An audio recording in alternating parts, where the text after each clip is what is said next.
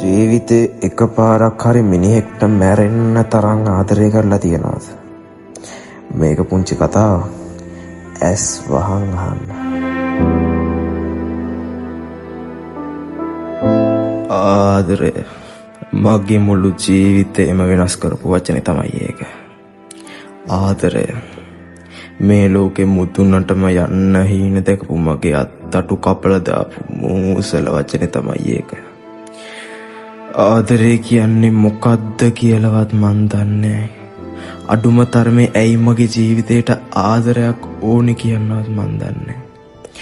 ඒත් ආදරේ කියන්නේ මේක තමයි කියලා මහා මුතු හැඟීමක් පොඩි කාලේ ඉඳන් මගේ හිතේ තිබුණා.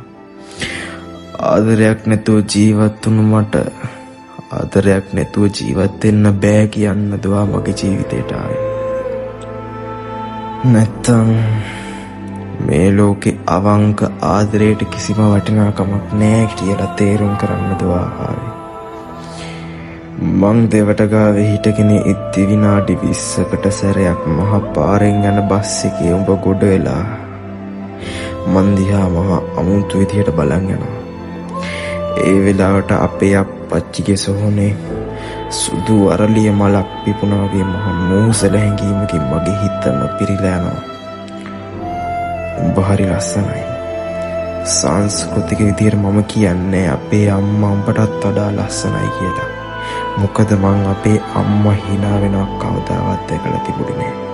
සමහර විට අපේ අම්මා hina වුණාම උඹටත් වඩා ලස්සන ඇති.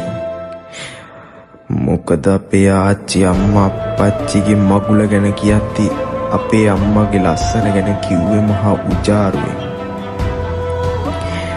සමහර විට මං ඔබේ අත ගන්න දවසට අපේ අම්මා හරි උජාරුවෙන් ඔබ ගැන මුළු ලෝකෙටම කියයි. ඒත් අත නැත්තේ උඹ විතරයි. ඉස්සර ඈත ඉඳන් ඔබ මාව බලන්නෙද්දි මං හිතුවා මේක තමයි මගේ ජීවිතේ කියලා.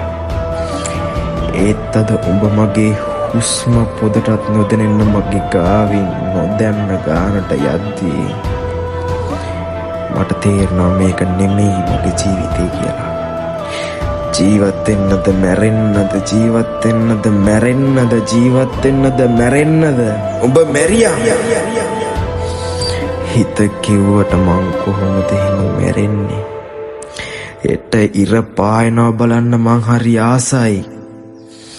ඒත් උඹ නැතුව ජීවත් වෙලා දකින්න ඉරකින් මට ඇති වැඩේ මොකද්ද? මං තීරණයක් ගන්නවා. ඒ තමයි